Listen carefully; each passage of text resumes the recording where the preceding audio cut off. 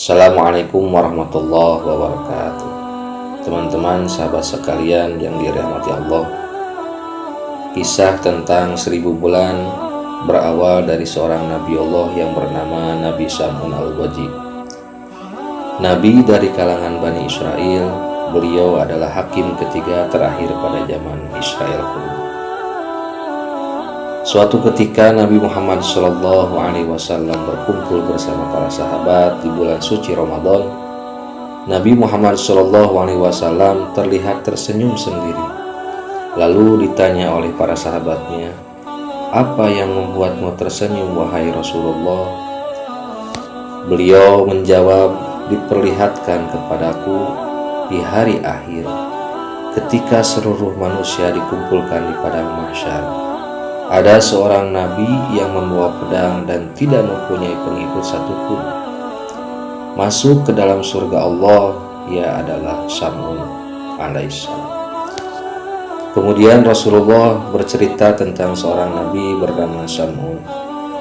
Beliau adalah nabi yang berasal dari Bani Israel yang diutus di tanah Romawi.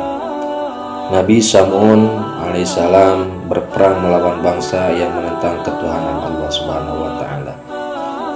Nabi Sam'un al-Ghazzi adalah seorang pahlawan berambut panjang yang memiliki mukjizat dapat melunakkan besi dan dapat merobohkan istana.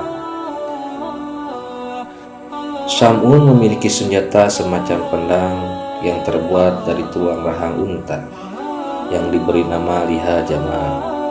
Dengan pedang itu, dia dapat membunuh ribuan orang kafir. Siapapun musuh yang berhadapan dengannya pasti akan hancur dengan pedang ajaibnya. Nabi Sam'un seorang muslim dan seorang ahli ibadah yang sangat disegani oleh kaum kafir. Sudah tidak terhitung lagi orang kafir yang mati di tangannya. Selain itu, Nabi Sam'un juga ahli ibadah dan tercatat ia sanggup beribadah selama 1000 bulan dengan sholat malam dan siangnya berpuasa, di mana selama 1000 bulan tak pernah lepas dari sholat malam dan siangnya selalu berpuasa. Ketangguhan dan keperkasaan Nabi Sam'un alaihissalam dipergunakan untuk menentang penguasa kaum kafirin, yakni Raja Israel. Menghadapi kesaktian Nabi Sam'un alaihissalam membuat para kafirin kewalahan, mereka mencari jalan untuk mendudukannya. Dengan segala kehebatannya, ia dibenci oleh kaum musuh, terutama golongan-golongan kafir. Singkatnya, malam pertama, malam kedua, dan malam ketiga, istri Nabi Sam'un alaihissalam disuruh oleh petinggi kaum kafir untuk mengikat Nabi Sam'un alaihissalam. Namun dengan sekali hentakan, Nabi Sam'un dapat menghancurkan rantai tersebut. Lalu Nabi Sam'un segera menarik tangannya dan memotong rantai itu. Kemudian istrinya segera membujuk suaminya agar mau menceritakan rahasia kekuatan tubuh yang dimiliki Nabi Sam'un. Akhirnya Sam'un bercerita jika sebenarnya ia adalah seorang wali dari sekian banyak wali Allah yang hidup di dunia ini. Sam'un berkata, "Wahai istriku, aku wali di antara wali kekasih Allah. Segala perkara dunia tidak ada yang sanggup mengalahkan diriku. Aku punya rambut panjang ini, ketahuilah bahwa tidak ada seorang pun yang mampu mengalahkan dalam perkara dunia kecuali rambutku ini." Jelas Nabi Sam'un al-Ghazzi alaihissalam. Sam'un memiliki rambut yang panjang dan panjangnya digambarkan bahwa ujung rambutnya akan menyentuh tanah saat Sam'un berdiri. Karena sudah mengetahui kelemahan suaminya, akhirnya pada saat Sam'un tertidur, mulailah istrinya mengikat tangannya dengan 4 helai rambutnya dan mengikat pula kakinya dengan 4 helai rambut yang dimiliki Nabi Sam'un. Setelah bangun, Nabi Sam'un bertanya, "Wahai istriku, siapakah yang mengikatku ini?" "Aku untuk mengujimu, wahai suamiku." Setelah itu, Nabi Sam'un berusaha dengan sekuat tenaga untuk melepaskan ikatan itu, namun dia tidak berdaya untuk memotongnya. Istri Sam'un langsung memberitahukan kepada kaum kafir tentang hal ini. Nabi Samun al-Ghazi lalu dibawa ke istana ke hadapan raja para kafir. Lalu diikat pada tiang utama istana dan dipertontonkan kepada halayaknya istana. Mulailah mereka memotong kedua telinga, bibir, kedua tangan dan kakinya. Tidak hanya itu, Nabi juga disiksa dengan dibutakan kedua matanya. Mereka menyiksa Nabi dengan tujuan agar beliau mati secara perlahan-lahan. Sungguh perbuatan yang sangat biadab. Istrinya yang jahat ikut pula menyaksikan penyiksaan tersebut tanpa rasa belas kasihan. Astagfirullah, sungguh biadab. Begitu hebatnya siksaan tersebut membuat Allah murka. Allah lewat perantara malaikat Jibril berbicara dengan suaranya yang hanya bisa didengar oleh Nabi Samun. Hai Samun, apa yang kau inginkan? Aku akan menindak mereka. Nabi Samun menjawab, ya Allah, berikanlah kekuatan kepadaku hingga aku menggerakkan tiang istana ini, dan akan kuhancurkan mereka dengan kekuatan dari Allah. Bismillah, la haula wa la quwwata illa billah. Seketika tiangnya juga ikut roboh dan hancur lebur. Istana yang dijadikan tempat pembantaian itu hancur seketika, menimpa orang-orang kafir dan semua mati. Begitu juga dengan istrinya ikut tertimpa reruntuhan.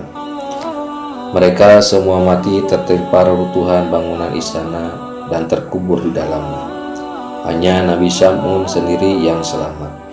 Lalu Allah Subhanahu wa Ta'ala mengembalikan seluruh anggota badan yang telah terpotong-potong, menyembuhkan segala penyakitnya dan segala sakitnya. Setelah peristiwa itu, Nabi Samun al-Ghazi bersumpah kepada Allah Subhanahu wa Ta'ala akan menebus semua dosanya, berjuang menumpas semua kebatilan dan kekufuran selama 1000 bulan tanpa henti. Nabi Samun alaihissalam menyibukkan diri dalam beribadah kepada Allah. Malam hari dilalui dengan memperbanyak sholat malam, sedangkan siangnya beliau berpuasa. Beliau menjalankan ibadahnya selama 1000 bulan hingga ajalnya tiba. Perlu diketahui, 1000 bulan sama dengan 83 tahun 4 bulan. Ketika Rasulullah SAW selesai menceritakan cerita Nabi Samun al-Ghazi alaihissalam yang berujung fisabilillah selama 1000 bulan, salah satu sahabat berkata, ya Rasulullah, kami ingin juga beribadah seperti Nabi Allah Samun al-Ghazi. Kemudian Rasulullah diam sejenak. Malaikat Jibril datang mewahyukan kepada beliau bahwa pada bulan Ramadan ada sebuah malam yang mana malam itu lebih baik daripada 1000 bulan. Itulah Lailatul Qadar yang jika kita mendapatkannya, maka malam itu lebih baik daripada 1000 bulan. Allah Subhanahu wa Ta'ala menyuruh malaikat Jibril datang kepada Nabi Muhammad SAW dan menurunkan surat Al-Qadar. Hai Muhammad, Allah memberi Lailatul Qadar kepada umatmu. Ibadah pada malam itu lebih utama daripada ibadah 1000 bulan. Allah Subhanahu wa Ta'ala berfirman dalam surat Al-Qadar, A'udzubillahi minasyaitonirrajim, Bismillahirrahmanirrahim. Inna anzalnahu fi lailatul qadr wa ma adraka ma lailatul qadr. Lailatul qadri khairum min alfi syahr. Tanazzalul malaikatu warruhu fiha biidzni rabbihim min kulli amr. Salamun hiya hatta matla'il fajr. Sesungguhnya kami telah menurunkan Al-Quran pada malam kemuliaan. Dan tahukah kamu apakah malam kemuliaan itu? Malam kemuliaan itu lebih baik dari 1000 bulan. Pada malam itu turun malaikat-malaikat dan malaikat Jibril dengan izin Tuhannya untuk mengatur segala urusan. Malam ini penuh kesejahteraan sampai terbit fajar. Mendengar berita itu, Rasulullah SAW menyuruh para sahabatnya untuk berburu malam Lailatul Qadar agar mendapatkan pahala seperti yang Allah Subhanahu wa Ta'ala berikan kepada waliullah Samun al-Ghazi alaihissalam. Mudah-mudahan kita mendapatkan malam Lailatul Qadar di malam bulan suci Ramadan ini. Mudah-mudahan Allah Subhanahu wa taala mengampuni dosa-dosa kita semua. Amin amin ya Allah ya rabbal alamin. Wallahu a'lam bishawab.